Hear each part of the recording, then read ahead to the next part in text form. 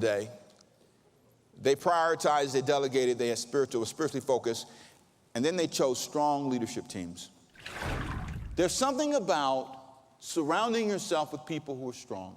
One of the weakest things you can do, one of the worst things you can do, is to be afraid of strength.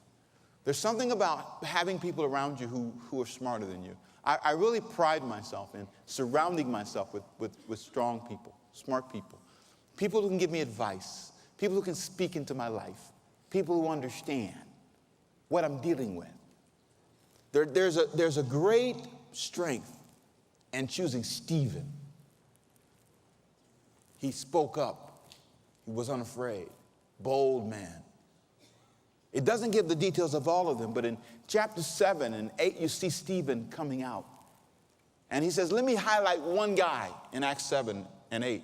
Let me show you the kind of men we chose. We can't highlight all 7, but Luke said, let me show you one of them. His name was Stephen. I'm sure the other 6 guys have stories that are great that just couldn't be told in this book. When you get to heaven, you should look them up.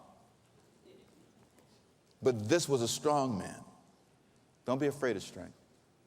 If you're around people who agree with everything you say, and even people, you don't want people who disagree with everything you say and who cause you a challenge, but all the time. But there's something about having good people. I pride myself in recruiting good friends who are, and something Chuck Swindoll said was so powerful. He said, surround yourself with people who are not impressed with you.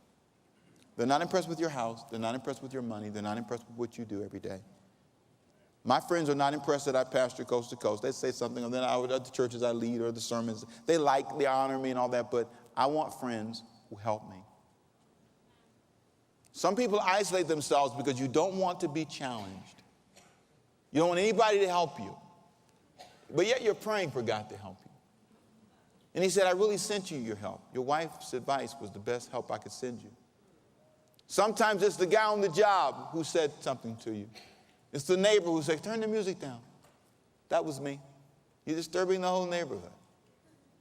You know, get your car out of the yard. It's sitting there on the block. Come on, make us look better than that. You don't think that's God? No, that's just my sickening neighbor. You'd be surprised how God speaks to you. You'd be surprised when your boss tells you to come on time and stop being late. Meet the deadlines. You'd be surprised when the Holy Spirit says, let the money go, that sale is not honest. Don't do that deal, it's not honest. You're going to hurt people with it. That's God speaking to you. But if we become resistant to correction and instruction, we can never hear God. They prioritized, they delegated, they surrounded themselves with, they were spiritually focused, they had strong teams, and then lastly, I love this last point. They manage growth and success without losing sight of their priorities. You know, you're praying for God to do some amazing things, aren't you? You're asking God to give you great things in your life. Great job, great life, and the Lord looks at you, and I wonder what he says. Does he say, I love you too much to bless you that much? Because with what you have now, you haven't stayed focused. What would you do with 1 million more? Right now it's difficult to keep your prayer life in line. How would you handle a busier schedule?